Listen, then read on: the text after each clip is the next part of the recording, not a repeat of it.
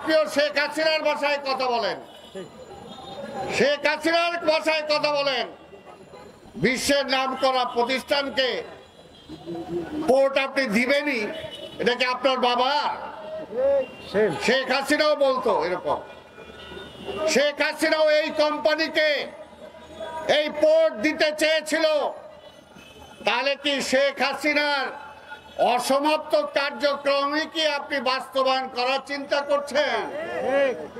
আজকে এই প্রশ্নটা আসবেই, আমরা সেটা হতে দিতে চাই না। দেশে একটা অ্যাবনর্মাল সিচুয়েশন হোক, সেটা আমরা চাই না। আবার ভোটের জন্য আপনার ওই যমুনা মুখে আমাদের পদযাত্রা করতে হোক, সেটাও আমরা চাই না। কিন্তু আপনি আমাদেরকে বাধ্য করেন না। 9 মাস পার হয়ে গেছে, 9 মাস এখনো কোনো কিছুরই লক্ষণ নাই। বলেন যে ঐক্যমত্য হয় নাই। আরে ভাই, ঐক্যমত্য তো কোনোদিনই সব বিষয় হবে না। আপনার আগের প্রথম বইয়ের সাথে ঐক্যমত হয় নাই বলে তো ছাড়াছাড়ি হয়েছে।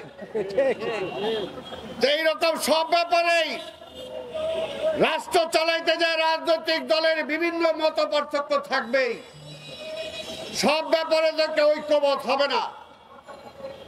যে সমস্ত বিষয় ঐক্যমত হয়েছে সেই সমস্ত বিষয় ঠিক করে এবং আগামীতে কোন নির্বাচিত সরকার যাতে ফ্যাসিস্ট না হতে পারে সেটা সংস্কার করে আপনি নির্বাচনের ব্যবস্থা করেন। নির্বাচনের বিকল্প নাই, গণতন্ত্রের কোনো বিকল্প নাই। জোর করে বাংলাদেশের ক্ষমতায় বেশি দিন থাকার সুযোগও কারো নাই। যদি থাকতে চান তাহলে হাসিনা, যদি থাকতে চান তাহলে হাসিনা। কারণ হাসিনাও চাইছিল জোর করে ক্ষমতায় থাকতে। সেও মনে করছিল এই দেশটা তার বাপ দাদার, কারো বাপ দাদার না। দলিল নাই, বাংলাদেশটার দলিল হলো জনগণের নামে। গণপ্রজাতন্ত্রী বাংলাদেশ, এই প্রজাতন্ত্র হলো এটার মালিক। তাই মালিকের লগে শেখ হাসিনা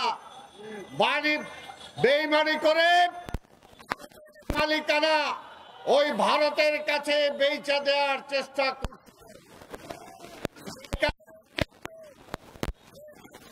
পরিণতি হয়েছে পিছনের দরজা দিয়ে দৌড়ায় পালাইছে। তাই আমরা বলতে চাই, বাংলাদেশকে নিয়ে কেউ রিসার্চ করেন না। বাংলাদেশটা বড় কঠিন দেশ, কঠিন দেশ। বাংলাদেশের মানুষ তার মাতৃভাষার জন্য বুকের রক্ত ঢেলে দিয়েছে।